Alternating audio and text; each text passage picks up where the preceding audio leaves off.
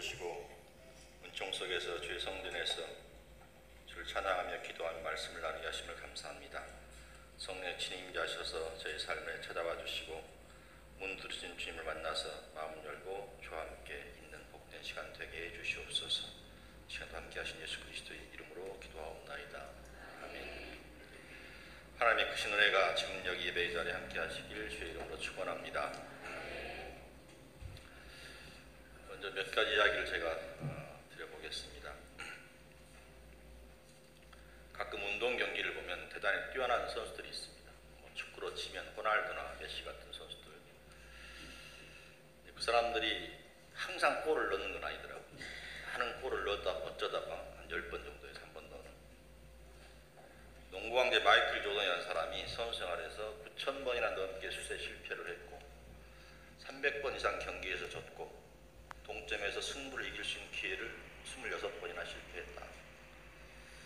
사실은 평생 수없이 실패했는데 그런데 그 때문에 나는 슛을 잘 날릴 수 있게 되었다. 그렇게 얘기합니다. 톨스토이라는 위대한 작가도 수많은 소설을 썼는데 대부분 거의 90% 이상은 실패작이었고 알려진 몇 편의 소설로 그는 위대한 세계적인 작가가 되었다고 합니다. 발명가이든 예술가이든 그들이 시도한 99% 이상이 실패하고 1%가 인정을 받아서 위대한 인물로 알려진 경우가 거의 대부분이라고 합니다.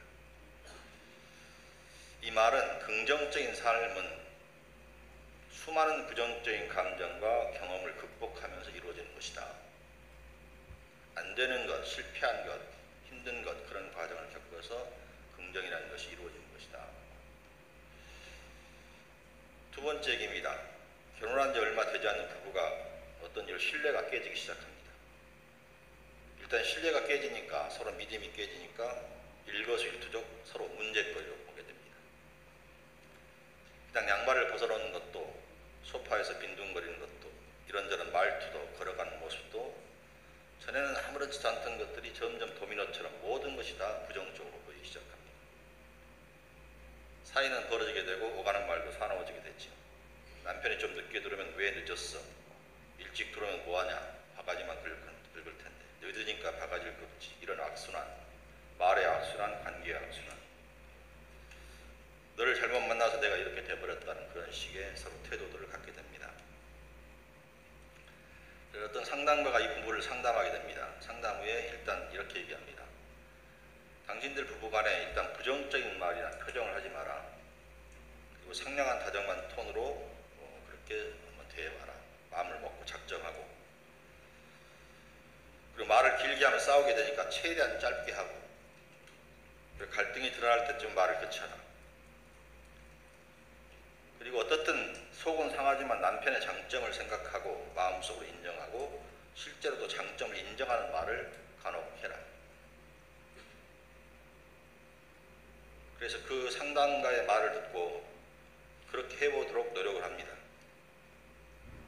시간이 지나니까 서로 점점 부드러워지기 시작하고 나중엔 서로 용서를 빌게 되고 화해가 되면서 관계가 회복됐다는 얘기입니다.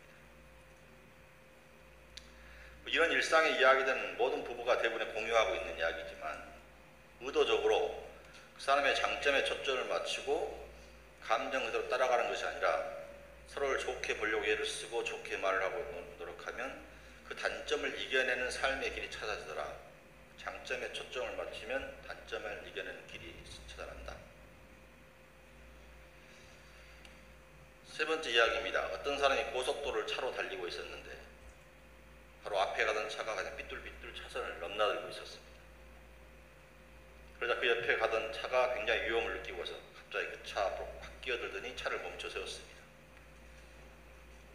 삐뚤삐뚤 가던 차도 브레이크를 밟을 수밖에 없었고 그 뒤를 따른 차도 급하게 멈출 수밖에 없었습니다. 정말 위험천만한 순간이었습니다. 그래서 확 끼어들어서 멈춘 차에서 한 젊은 청년이 뛰어내립니다. 삿대질하면서 욕을 하면서 도대체 운전을 어떻게 하는 거냐? 차선도 똑바로 못 지키냐? 차선 똑바로 지키라고 소리를 지르면서 이렇게 뒤 차에게 이렇게 말을 합니다. 뒷차에서 내린 사람은 그보다 훨씬 나이가 많은 중년의 사내였는데요. 소리 지르는 그 청년보다는 좋기 20살에 더 먹어 보인 그런 사람이었습니다. 그 뒤에서 그걸 보는 사람이 저 청년이 아주 버르장머리가 없구나. 그런 생각도 들었는데 괜히 큰 싸움이 벌어지면 이 고속도로에서 어쩌나 그런 걱정도 들었습니다. 근데 그 중년 신사의 입에서 뜻밖의 말이 나왔습니다. 이렇게 말합니다. 죄송합니다. 제가 차선을 좀 벗어났나 보네요. 놀라게 해드려 죄송합니다. 아주 공손한 목소리로 이 나이 든 사내가 젊은 청년에게 사과를 합니다.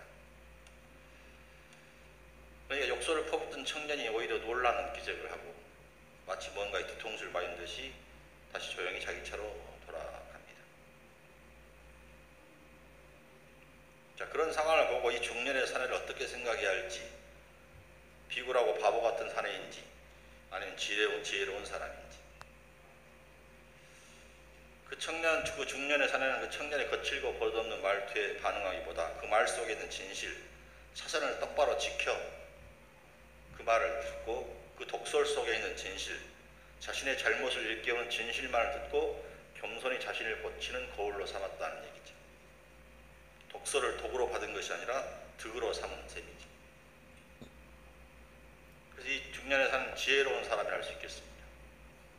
진실에 초점을 맞추면 독설은 들리지 않는다. 이 이야기들은 왓칭이라는 책에서 사람을 긍정적으로 만드는 굉장히 많은 이야기 담겨진 책으로 제가 골라서 여러분 전해드린 얘기입니다. 부정을 극복하는 긍정을 일구는 삶, 단점을 이겨낸 장점에 초점을 맞추는 삶, 독설에 말리지 않고 진실을 따르는 삶. 이런 이야기들은 행복이라는 것은 어떤 환경이나 운이나 머리보다는 그 상황을 어떻게 처신하는가, 그 상황을 어떻게 바라는 시각에 따라서 결정된다 하는 점을 강조합니다. 인생을 사는데 이런 얘기들은 굉장히 도움이 되죠. 부정을 딛고 긍정을 추구하는 삶, 단점은 있지만 장점을 인정하고 키워가는 삶, 쓸데없는 에너지를 사용하지 않고 진실에 충실한 삶을 살라는 이야기는 언제나 들을만한 가르침이죠. 그런데 이런 얘기를 들을 때 우리가 고개를 끄덕이고 그 참 좋은 얘기다 하지만 막상 살아가다 보면 우리들 대부분은 의외로 부정적인 것에 잠겨있고 단점만 불을 켜고 바라보고 있고 진실보다는 거칠에 더 기력을 많이 소모할 때가 많이 있습니다. 남이 나를 어떻게 볼까에 더 많이. 그런데 나는 왜 이렇게 재수가 없는지, 나는 운이 없는지, 하는 일마다 이렇게 되는지 그런 생각들. 내 곁에 있는 사람은 왜 그렇게밖에 살지 못하는지 그런 것만 보이는, 의외로 그렇게 많이 우리가 살아갑니다. 이런 얘기를 듣다가 예수님을 생각해 봅니다. 예수님이야말로 모든 부정을 극복하신 긍정의 주님이 아니실까?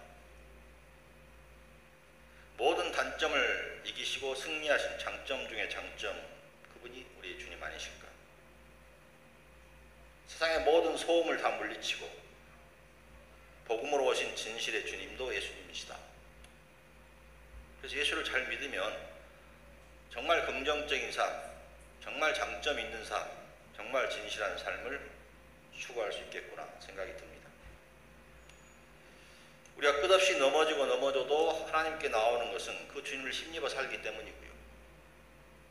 우리의 실수와 잘못을 내려놓고 우리를 씻어주시고 고쳐주신 주님께 나오고요. 세상 누가 뭐라 해도 우린 주님의 말씀을 따라 살아가는 것. 어쩌면 그리스도인이야말로 긍정의 사람들, 장점의 사람들, 진실의 사람들이 아닌가 싶습니다.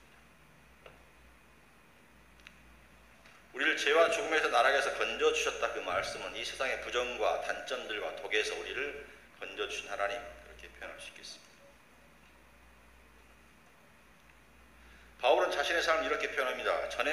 예전에는 비방자요, 박해자요, 폭행자였다.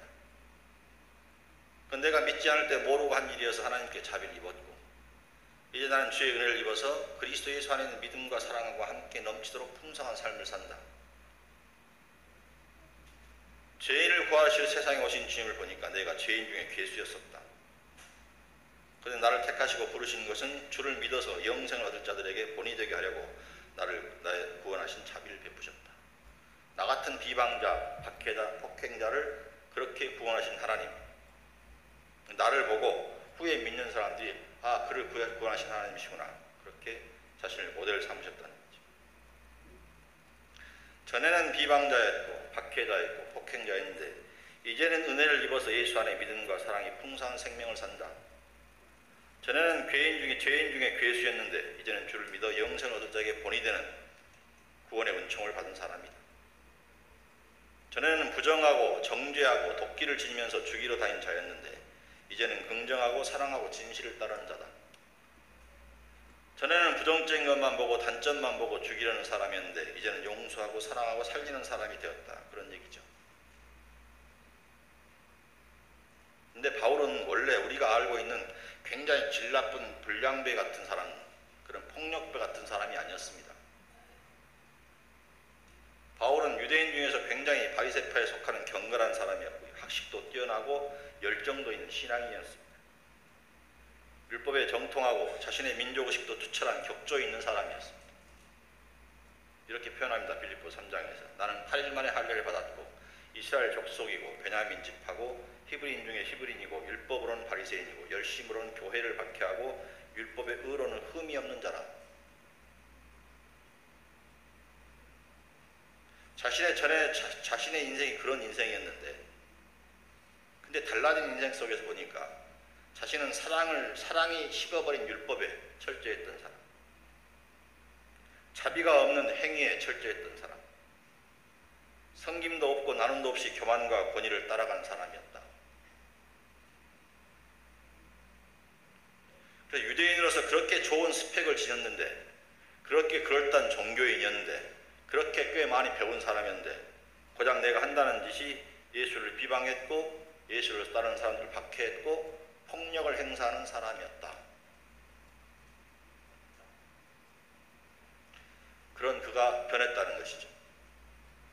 그러나 무엇이든지 내게 유익하던 것을 이제는 그리스도를 위해서 다 해로 여길 뿐더러 모든 것을 해로 여기면 내 주 그리스도 예수를 아는 지식이 가장 고상하기 때문이라.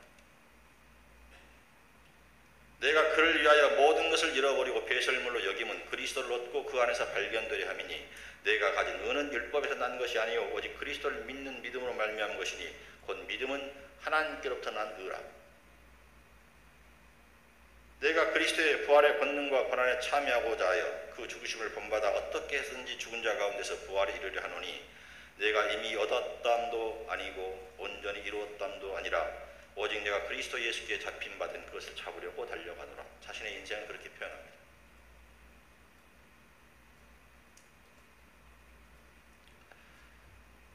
그리고 자기는 죽이는 문자인 그런 율법에 매여있는 인생이 아니라 영으로 살아있는 그리스도 예수를 아는 지식을 추구하는 사람이다. 율법에서 내 의가 나온 것이 아니라 그리스도를 믿는 믿음으로 의롭게 되는 은혜를 받았다. 그래서 나는 주님의 십자가를 본받아 고난에 참여할 것이고 죽은 자 가운데 일어난 부활을 향해 가는 삶이 내 삶이다. 율법이 자신의 인생의 전부였을 때는 몰랐습니다. 무자비한 열정으로 가득 찼을 때는 몰랐습니다. 교만으로 뭉쳐져 있을 때는 알 수가 없었습니다. 우물 안에 개구리일 때는 볼 수가 없었습니다. 예수를 알기 전에는 몰랐습니다. 예수를 믿기 전에는 몰랐습니다. 이전과 이후가 달라진 것이죠. 예전에 미처 몰랐던 것을 알게 되고 느끼게 된 것이죠.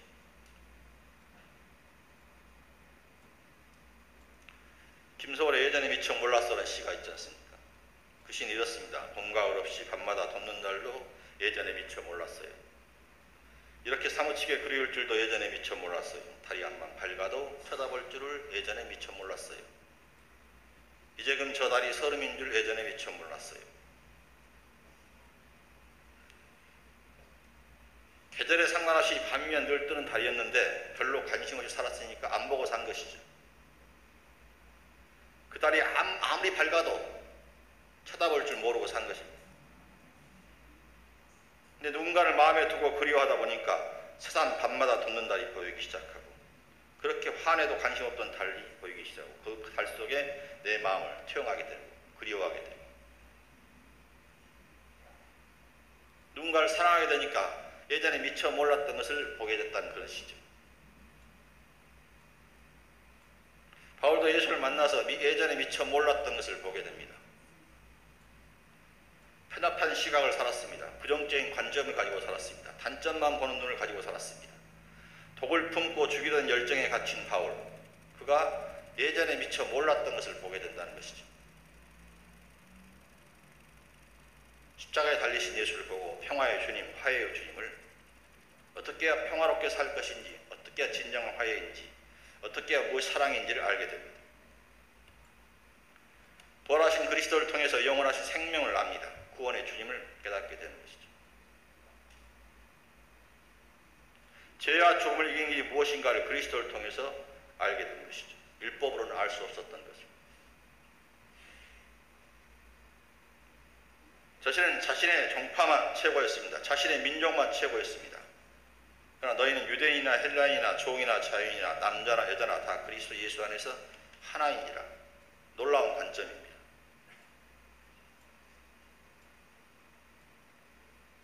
예수 그리스도를 통해서 하나님의 넓은 품을 봅니다. 그 안에서 하나입니다. 바울은 율법의 문자로 고정된 그런 시각으로, 그런 편협한 시각으로 사람을 보는 것이 아니라 하나님의 영으로 보게 됩니다. 고린도후서 3장 너희는 우리의 편지라 우리 마음에 썼고 무사람이 알고 읽은 바라 너희는 우리로 말미암아 나타난 그리스도의 편지니 이는 먹으로 쓴 것이 아니고 오직 살아계신 하나님의 영으로 쓴 것이며 돌판에 쓴 것이 아니고 오직 육의 마음판에 쓴 것이다. 우리가 그리스도로 말미암아 하나님을 향해서 이 같은 확신이 있으니 우리가 무슨 일이든지 우리에게 난 것 같이 스스로 만족할 것이 아니고 우리 만족은 오직 하나님께로 난다. 그가 또한 우리를 새 언약의 일꾼이 되기에 만족하셨으니 율법 조문으로 하지 아니하고 오직 영으로 함이니 율법 조문은 죽이는 것이요 영은 살리는 것입니다.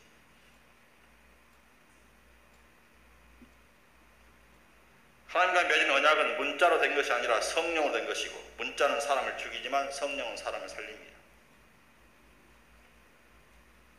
성경에 어떤 문자가 그대로 쓰여있다 해도 그걸 삶에 그대로 적용할 수 없지 않습니까? 그 문자 속에 있는 하나님의 진정한 뜻이 무엇인지 살아온 하나님의 영께서 우리에게 오늘날에 무슨 말씀을 하시는 것을 우리가 다시 물어야 우리가 문자 속에서 말씀을, 살아있는 말씀을 읽을 수가 있는 것이죠. 문자는 죽이고 영은 살립니다. 그리고 주의 영이 있는 곳에 자유가 있다고 말합니다. 그 자유는 방종을 위한 자유가 아니고 사랑을 위한 자유이죠. 형제들아 너희가 자유를 위하여 부르심을 입었으나 그러나 그 자유로 육체의 기회를 삼지 말고 오직 사랑으로 서로 종로로 타라.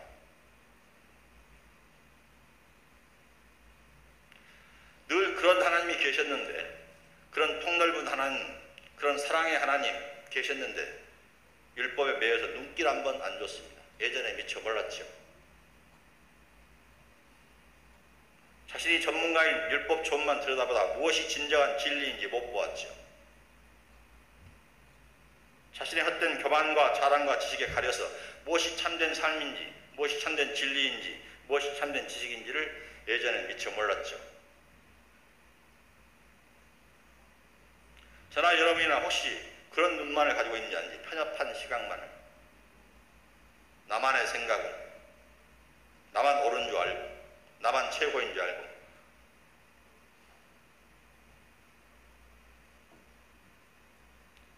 바울은 자신을 아주 과격하게 표현합니다. 나는 비방자다, 박해자다, 폭행자다, 그리고 죄인 중에 괴수다. 그때는 미처 알지 못하고 그랬다. 예전에 미처 몰랐다. 그러나 이제는 안다. 예수 안에서 믿음과 사랑으로 살아가는 삶이 무엇인지 안다는 것이죠.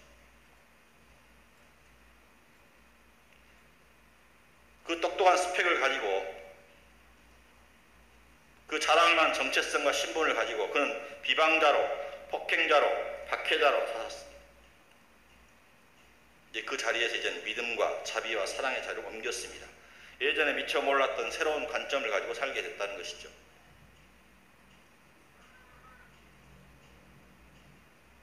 관점이 달라졌다는 말은 사람들의 삶을 보는 눈도 달라졌다는 말입니다.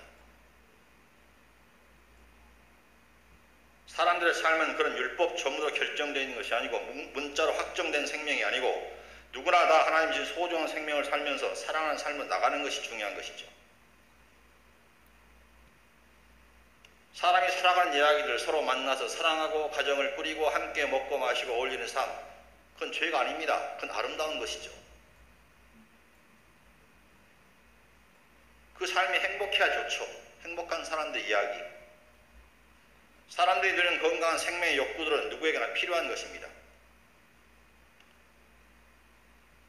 지나친 탐욕이나 잘못된 욕심 우리가 다스려야 하지만 일상적인 욕구들은 죄도 아니고 허물도 아니죠. 초기 교회는 이런 종교적인 열성이 지나쳐서 마치 남녀가 혼인한 것도 금하고 음식도 이것저것 가리면서 못 먹게 하는 지나친 금욕주의가 있었습니다. 거기에 대해서 바울이 이렇게 말합니다. 하나님께서 지으신 모든 것이 선하매 감사함으로 받으면 버릴 것이 없나니 하나님의 말씀과 기도로 거룩하여지며. 뭘 문자로 전제해버려서 그걸 하지 못하는 것을 결정하는 것이 아니라 하나님이 지으신 것으로 감사함으로 받으면 버릴 것이 없다. 말씀 따라 살고 기도하며 살면 그렇게 우리가 취하는 것은 다 거룩한 것이고 감사한 것이다. 이것도 굉장히 새로운 시각이죠. 감사하지 않고 보는 시각들이 얼마나 무자비하고 살벌한 것인지. 감사함으로 받으면 버릴 것이 없습니다. 제가 신방주에 어떤 분이 어머니가 그러셨다네요. 내 아들은 버릴 것이 없는 아들이라고. 그 말이 가슴에 여운처럼 오래 남아있습니다. 어머니의 사랑하는 눈에 그 아들을 봤을 때 버릴 것이 없는 내 아들. 우리가 하나님의 말씀으로 기도로 감사함으로 받으면 버릴 것이 없다는 그 말. 여러분, 종교는 인생을 지배하고 장악하기 위해서 있는 것이 아닙니다. 신앙은 우리를 참된 길로 이끌어주고 함께 하신 하나님의 은혜로 인도하는 것이죠. 신앙이라는 것은 모든 욕구를 없애버리고 마른 풀처럼 사는 것이 아닙니다. 일상의 삶을 즐길 수 있고 나눌 수 있는 행복도 소중한 은혜이죠. 감사함으로 받으면 버릴 것이 없는 삶이죠. 감사 행복이라는 시가 있습니다. 이렇게 얘기합니다. 감사하면 아름다우리라. 감사하면 행복하리라. 감사하면 따뜻하리라. 감사하면 웃게 되리라. 모든 부정적인 것을, 모든 단점들을 껴안으신 그 주님, 우리가 그 십자가의 사랑을 우리가 보고 살죠. 모든 죽음을 이기시는 부활의 희망을 가지고 삽니다. 모든 죄와 사망에 승리하신 구원의 주님을 믿습니다. 그분을 따르고 결정해서 인생을 달리, 전에는 그랬지만 이제는 이렇게 사는 바울이 감사함으로 받으면 버릴 것이 없다. 하나님의 말씀으로 기도로 거룩해야 된다. 그런 삶이 내가 이미 얻은 것도 아니고 온전히 이룬 것도 아니지만 그리스도께 붙잡혀서 그것을 얻으려고 내가 가는 삶이다. 그런 과정 속에서 내게 주어진 삶의 자리들, 일상의 삶들을 감사함으로 받으면 버릴 것이 없다. 그 말씀으로 거룩하여지고 그 기도로 거룩하여진다. 이 감사의 은총이 저와 여러분 삶 속에 있기를 주의 이름으로 축원합니다.